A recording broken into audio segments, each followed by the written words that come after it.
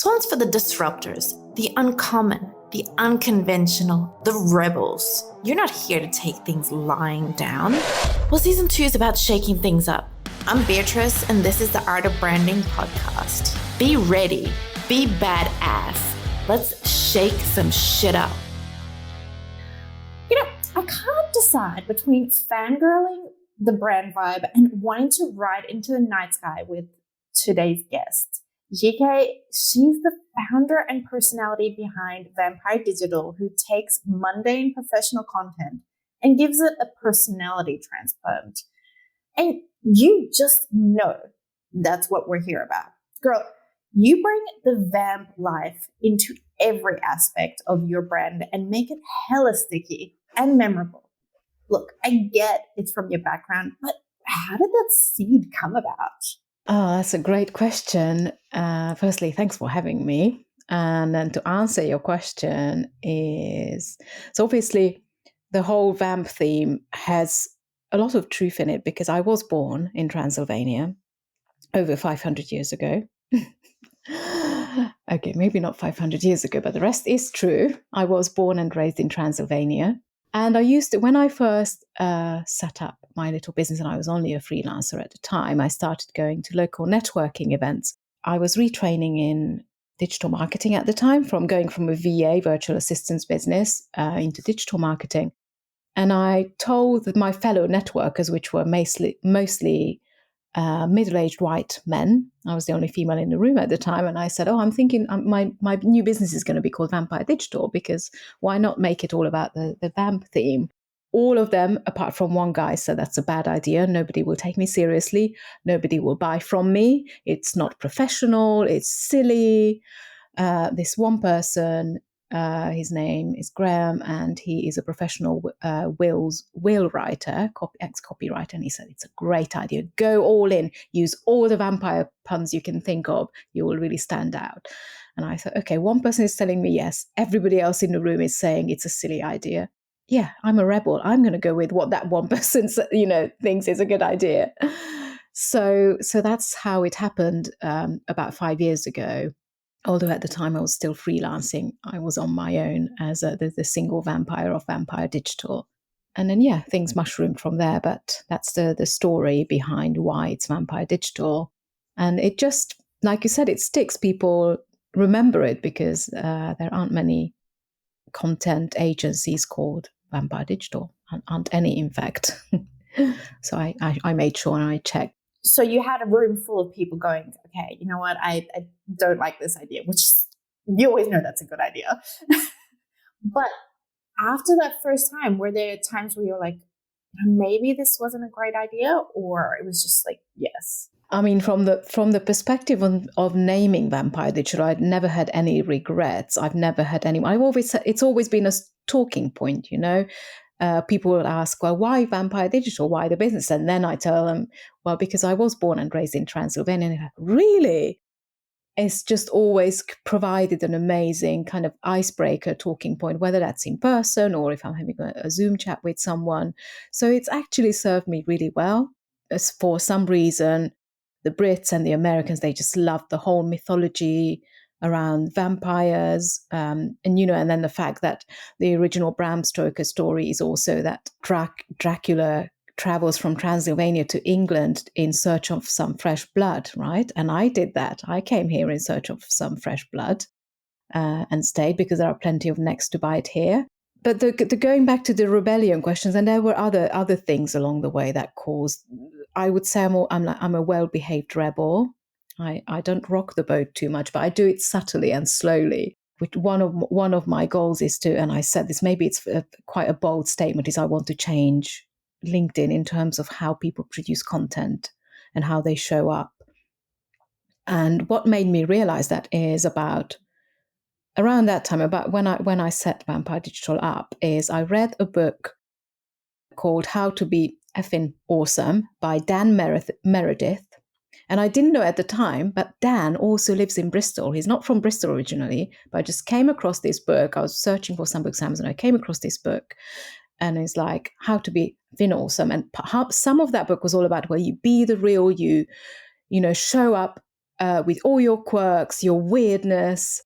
That's how you will attract the people that will end up liking you and want to work with you or want to become part of your gang, and just be friends, whatever. It doesn't have to be all about money, but you attract your tribe with your true self. And so that book massively inspired me in terms of, up until then, I kept my content safe and vanilla and corporate, even because I spent 11 years in the corporate world. I used to work for Airbus in various roles. One of them was internal comms manager. It was all very formal, really corporate, working alongside senior managers or aerospace engineers, where you can imagine the language I had to use there. So it was really hard to break away from that in writing. And then I read Dan's book and I just thought, you know what? He's so right. And then what's funny, how things really do happen for a reason, is one of my clients runs a business mastermind regularly in London. She's London-based, and she's invited me to one of the mastermind group, which took place over 2 days in London. And I'm chatting in the waiting room, and then this guy walks in. I'm thinking, he looks so familiar. And then I realize it's Dan who wrote that book. It's Dan Meredith. What? And I was like, Dan, is that you? And he's like, yeah, who are you? Kind of like, we have a chat and explain to him about his book. And then like full circle, he's a member of that mastermind group. And he's like really close friends with my clients. And since he's wrote that book, he's been living in Bristol. He's moved to Bristol many years ago. Like lives down the road from me. What are the chances?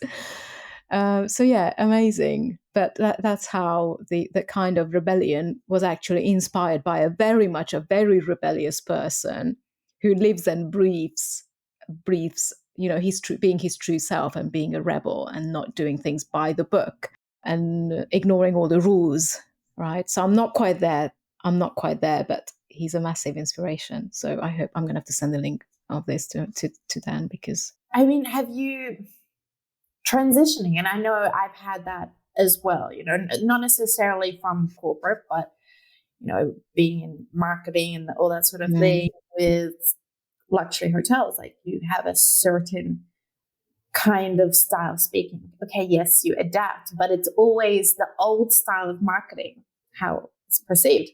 Yeah. It's like, you're clean, you're so nicely spoken. There's like the facade, right? And now it's very much changed into being authentic, as much of a cringy word it is.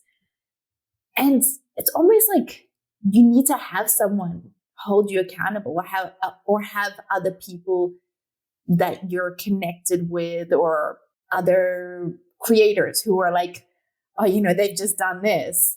That's a good reminder. I need to like stay on the top of my toes. Like, how do you keep your disruptive voice from receding back? Yeah. Wow. That's quite a deep question. And you're quite spot on. I think you do need that external reminder of, hey, remember to keep being you. Don't lose yourself in the process, because trends come and go. And if you follow trends, and a lot of the trends, especially in content creation, is so easy to go down that slippery slope of following the latest hooks that's working for other people, right? We all do it, the majority of us. So you do notice that there are content trends in terms of carousels were all the rage last year, or the hooks about, my secret source, or this is illegal, I shouldn't be sharing this with you, and then everybody's using the same hooks, and it just becomes, okay, you become part of that giant machine. So to me, that's the reminder. When I see everyone doing something, I want to do the opposite. Then I'm like, okay, no, I'm not copying you. I get inspired, don't get me wrong, I get inspired by people, I get inspired by their content, but then I do make it my own. And that doesn't just mean I rewrite something. No, I think about it from my perspective, how I would say it, how I would do it, and what parts of that I would change. That's truly representative of how I think about that topic, whether I agree with it or not, because something I agreed with a year ago may be the total opposite this year. So I think one is keeping an eye on what other people are doing, but not because you want to do the same, but because you want to do something completely different. And not just for the sake of being controversial, because I think that's a lot. I see some people posting for the sake of being controversial. And then in the comments, they're like, oh, yeah, well, I agree with your view. I just thought this would be a fun way to present it. And that, then they are not presenting their true self. They are chasing virality, which is not going to get you business. It's, well, it's going to get you some metrics, but those aren't going to serve your business in any way, any shape or form. A year from now, or even like a few months from now, we might meet someone that has a different perspective on something. So yeah, we might post something now, which we feel is true right now. And I found this as well in like content that I put out. And 6 months later, year later, I have a different opinion about that. And I think a lot of other business owners are out there having that opinion, like, oh, I posted this. I can't post a different opinion. I can't change that, especially representing a business. But I see it as a flow. What do you think? We evolve, right? And our experiences evolve. We become better at the things that we do, right? So, and also market changes, industries change, trends change. So if you were of a certain opinion on something, and your experience then showed you otherwise, then there's no harm in saying, okay, my values around this subject have changed because of these reasons. And you don't even need to justify it, actually. I think most people won't question it. There are companies who, even massive brands, who do change their values over time. And you have to move with times, because what worked 5 years ago is not going to be socially acceptable. It's not going to be politically acceptable, for example. So you do have to change your stance and opinion on certain things, and your values even, as a brand and as a business. And that's much more difficult to do if you're a larger organization, which is where then the leading figure, whether that's a founder, CEO, that's where they come in. Because if they build their personal brand alongside the business, then it's much easier to convince your audience of why you're taking a different stance. If it's a business taking a stance, it seems a lot less personal. I feel, well, if it's a person on behalf of a business taking a certain stance, it just comes across more sincere, more authentic. I know we talk about authenticity seems to be like the latest buzzword to hate, but that is the word for it, because it's the classic cliche of we buy from people we like, and it's much easier to relate to a person than a logo. So then there's the fine line, right? So a lot of people in business, I see, my opinions don't reflect that of X business, right? You see it on a few profiles, and there's that line. Okay, like these are my opinions, but these also represent the opinions of the business, or giving that business some shape, some humanness, especially now with the AI. And I think that's quite the challenge. I imagine you face this a lot. Absolutely. It can cause, and this is why a lot of companies, they almost take over their employees' LinkedIn, and they forbid them from posting. They're only allowed to repost company content. And I feel like you are missing out, like they are missing out on a huge opportunity to capitalize on their employees' personal brand. You can separate it if that person makes it clear that my personal views are that of my own. Unless that person creates something really controversial, or even then, that doesn't represent the company, it doesn't. You see some, and I think the first example I can think of is sometimes, us girls, or we get some strange DMs or comments on LinkedIn, right?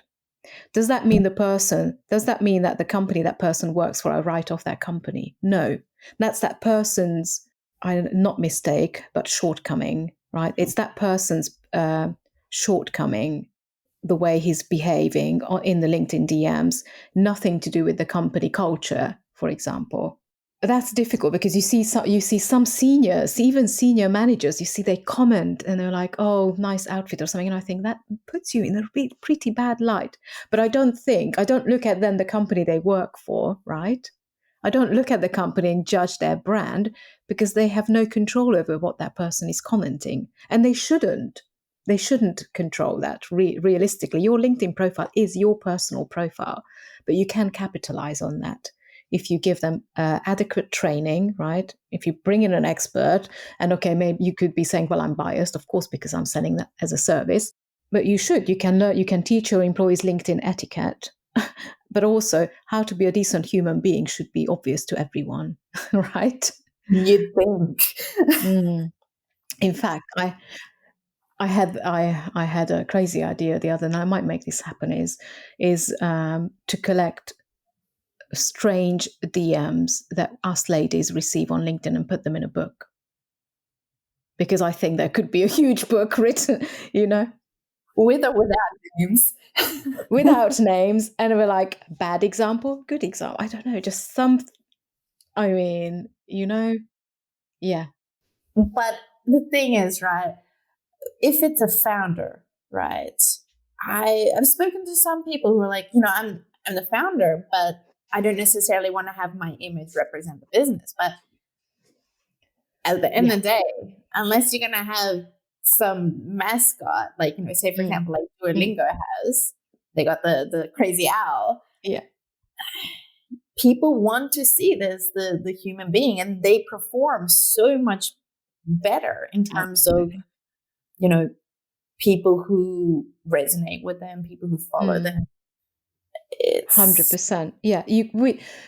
There are countless studies done where, unless you're a massive, well-known household brand, for most brands, having that human element of a person, of a forefront figure, being present online and engaging, whether that's them or a professional team, because a lot of those guys will have a professional team, PR, marketing team behind them. But to have a strong personal brand can only benefit a strong personal brand can only benefit a business brand.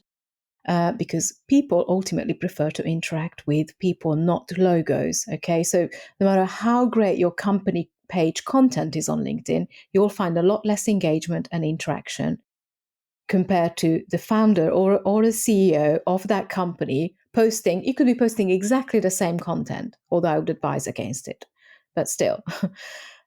Just as a comparison, if you want to look at the actual metrics of how much engagement a piece of content gets, likes for likes and comments, it will be the personal account, not the company account, because we want to see a face when we are interacting with. That company logo could be anyone. It could be their VA. It could be, of course, for the founder, it could be the VA, but it just looks more genuine that that's a person's profile. Exactly, and I see it as emotions as well, right? A business in general, like a brick and mortar business, can't have emotions. Same thing as AI. There's no emotions. So how are we moving forward now? The things that are standing out, it's the emotions. Yeah. Do you use that like a lot? Are there specific emotions that you focus on or hone in on with your clients, depending on where they're at? I think absolutely. I think at top level, the differentiator now, because of AI and AI generated content and all the things that we do in our businesses with AI, where the human is taken out of the equation of the certain processes, I think the differentiator is becoming the human element, the real person. You're providing the human touch. That's already like the highest selling point to me, right? So, for example, we don't automate anything. As in our agency, when we work with clients, we don't expose their accounts to third-party apps because we know that LinkedIn doesn't like third-party apps. We do for example, their connection requests manually, so their account will not get suspended. The human element is there. We know what's happening with their account every moment. A client asks us, what stage we're at, what's happening with Sales Navigator. It's all those tasks are given to a human within our team. Yes, it might take slower, but it's a human doing it. And we are just efficient because we're not accidentally saying, hey, first name. So actually, we're even more efficient. I'm sure AI will eventually fill that gap in as well. But going back to your question, is then the emotion, the first most important emotion you want to play on is, I'm another human just like you. I'm not AI. I want to genuinely provide value and help you and not speed up the process so I can earn more money for my shareholders. Exactly. Which is what AI, is, which is great. I'm not saying it's great for larger companies, for certain, like for my Zoom calls, I use an AI note taker. It's great for certain tasks. And I think people doing the sort of the entry level roles, I think will be going to AI in many industries, which then raises other issues like what happens with the young, freshly out of education, university, job seekers who can't get those entry level roles because they're going in, because that's all going to AI, a lot of those roles. I'd say with AI being where it's at, and a lot of, say for example, boomers, like Gen X, they're struggling with AI and, inputting the right kind of queries, right? So there's going to open up a massive slot for that. Like people coming in, hey, I'll be your, AI person to sort that out. So I think it'll open up just as many jobs. But I want to come back to something because I know that you mentioned this and it's related to how you disrupt. And that's your time as undercover in a brothel. I am so curious. Like, I just need to know. What? Yeah. Yeah, I guess that's not an everyday story, is it? So it's worth retelling. The reason why that happened, where do I start? So I had my eyes on this university in Hungary, which I wanted to study journalism and English teaching, incidentally. And this university was running a double degree, but for their journalism, every year they announced a competition where, okay, you had to have your relevant A levels, but if you won one of the three, if you came as a 1, 2, 3 in that competition, if you were amongst the first 3 best performing journalists, then you won a scholarship. So your university fee, is then paid by the government, fully paid. And my family couldn't afford it, otherwise couldn't have afforded for me to pay. So I thought, and I was already actually living separately from my family at the time, because I said no to my mother for the first time ever, and then that ended up me moving out. So I was on my own already, actually going through the final years of my A levels, high school, which in Hungary doesn't finish until you're 18, and then you go to uni. So I was like, I need to put myself through uni, but I don't have the money. And I thought, well, this competition is going to be great. So what could I do? And just incidentally, my Hungarian boyfriend's best friend at the time was working as a doorman, as a security guard at this seedy brothel. And I remember he mentioned some stories of what happened, like where the girls come from. And I thought, wouldn't it be amazing if I could infiltrate and interview some of those girls to get their stories of why they would choose this life? I was 18, who looked about 14. I was always really short, really young looking. I couldn't just turn up as I'm going to ask these girls some questions. That would have been, there's no way I would have, as a journalist. I wasn't a professional journalist, but I was already working for local media as an 18-year-old. Plus, I wanted to win this competition. Or just have a chance, just have a go at it. So I convinced my boyfriend's friend to say, look, can you take me in, as I'm one of your friends who's interested in possibly working there, and I just want to have a look and maybe talk to the girls. And then he was like, yeah, but you're going to have to change what you wear, put loads of makeup, look the part. It's not, as you can imagine, I didn't have those kind of clothes in my wardrobe. So anyway, needs must, I've sourced them with some help, and we turned up one very late evening. So it was, dark. So I feel like maybe I look a bit older, put loads of makeup on so they wouldn't question me. Asking for an ID wasn't a thing at the time back in Hungary. This is 20 odd years ago in Hungary. And so we managed to get in. and sit down. There were like probably 5 or 6 guys by the bar, all smoking. It was a place full of smoke. There was a small podium. One half-naked girl was dancing there. The dancers and the waitresses, I realized that event, they were all the same girls. So the ones who weren't dancing, then they were serving anyone who, like, if you had a table. But it was fairly empty. It was just me and my boyfriend's friend, who, like, was off duty at the time because he was one of the security guards, but he came in there with me on his day off. And then one of the girls comes up and she's, takes our order. And when she brought the drinks back, I said, do you think I could have a lap dance? Because I knew that they had rooms at the back where you could. And she's like, really? I said, yeah, I want to have a lap dance with one of the girls. I invented your disruptive. Okay, go on. So she was like, okay, well, there will be a room free in a minute. So they walked me back, and it's just one of those, like, it's loud music, and then they pull the curtain. There's a guard standing outside. And then this girl starts, like, doing her thing around me, like really close in my face.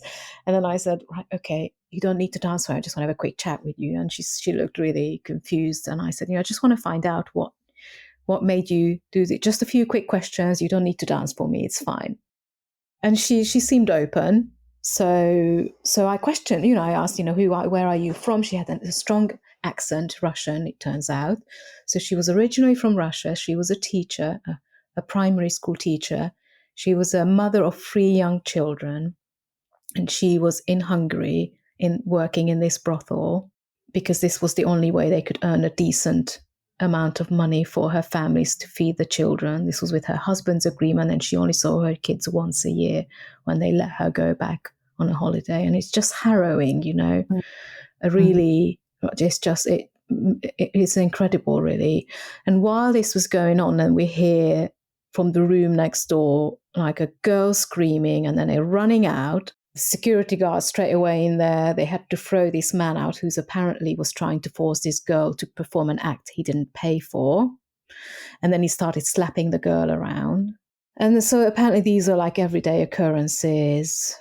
I wrote all this up. So soon after that, we left, and I managed to get out, so the undercover kind of mission went well. And I wrote up a good story, and that got me 3rd place in this national competition. I got my place at the uni I wanted to go to.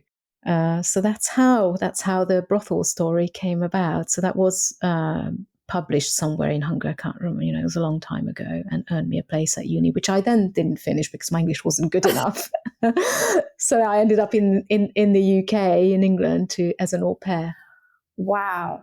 So that's a hell of a lot of courage and, disruptive thought. Like, you want to shake things up. You want to shake up that status quo. I see a lot of people that they're, I'm not necessarily that person. I don't have, like, the courage, or, I'm timid, or I'm boring, or I'm, you know what I mean? What would you say to them? Can they still shake things up in their own way? So when people say, like, okay, I'm timid or I'm scared or whatever, I'm the most socially awkward person in a room full of people, honestly. But I hide it well because I've learned it because of continuously exposing myself to uncomfortable situations. And for me, an uncomfortable situation is to go into a room full of people that I don't know and have to look them in the eye and speak to them. And not only speak to them, but then also go and do a LinkedIn training and come across as this person who has some expertise and knows what they're talking about. And that's one of my biggest fears. So my advice to those people would be, just because you are a timid or socially awkward person doesn't mean you don't have disruptive ideas, and doesn't mean you can't actually go for it and do it. And this is the beauty of social media, actually, is that most of it, you can do it from the comfort of your own home, from behind your screen. You don't need to. You can be disruptive without going out and dealing with people. So if I managed to do this, if I managed to, as a timid, as a really, like, a scaredy cat, I didn't say, I call myself a serial people pleaser generally. I am that timid person. But through trial and error and putting myself in those uncomfortable situations, I've learned how to mask and deal with those situations and be that disruptive voice. And that doesn't need to be done in a shouty, look at me, I'm this like really quirky character who doesn't look or sound like everyone else. In fact, I think I'm quite reserved in how I present myself. But in writing, it comes across differently because I do question a lot of marketing methods and the cold out. I'm against cold outreach so strongly because I'm pro relationship building and content that speaks to your audiences at the right time. So there are people who really hate my approach. The people who are the salespeople, the hardcore, no cold calling for the win, and we're going to call 100 people today and get one sales. It's like, oh, Right. That's just like throwing, poo at the wall and hoping it will stick. That kind of. There are plenty of amazing salespeople, and I admire their skills, but that's just not my way. I don't want to make anyone feel the way I feel when I get approached with a cold call, which is why I don't want to do a cold outreach or a cold call, because I know how it makes me feel, and it's icky. Ugh. And that leads me to my last question, which is, incidentally, what is the societal norm that you want to push back on and teach others about? Societal norm. Okay, wow. It's a deep one. I feel like I have to think. We're talking about confidence and how we appear.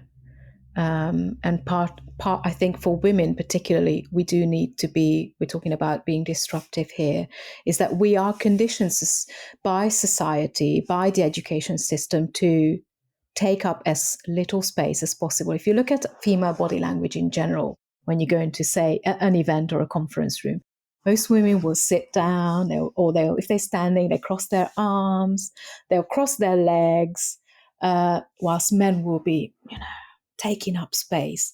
And that, just by default, that body language gives you a lot more confidence.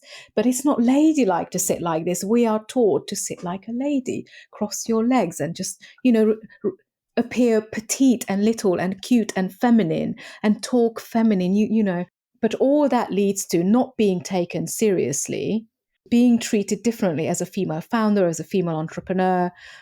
There are shocking statistics around female founders going after investment, for example, and receiving a lot smaller chunk of investment if they get through the first initial hurdles at all. And a lot of that is to do with just the simple fact that you're female. And it's sad, we need to change that because we are just as capable. But we are conditioned by society, and that's a really big one to try and change, actually.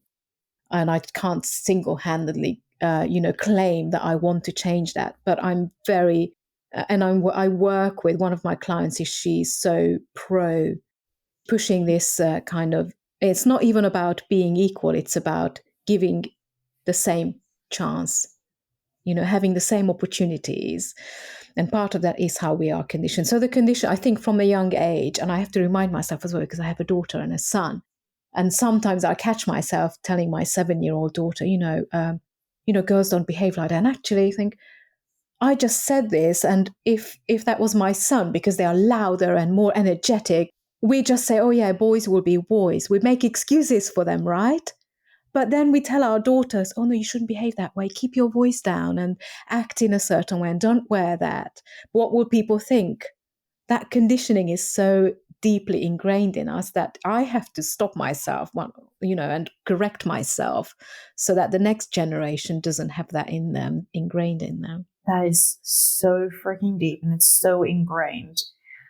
Anyhow, thank you so much for coming on, girl. You can connect with Zsike through the dates in the podcast show notes. Thanks for listening to the Art of Branding podcast. A great way to support more people creating their own badass brand is dropping a 5-star review. And ready to shift your business from just another to the obvious one? Visit badassratebyb.com to get started. Let's freaking go.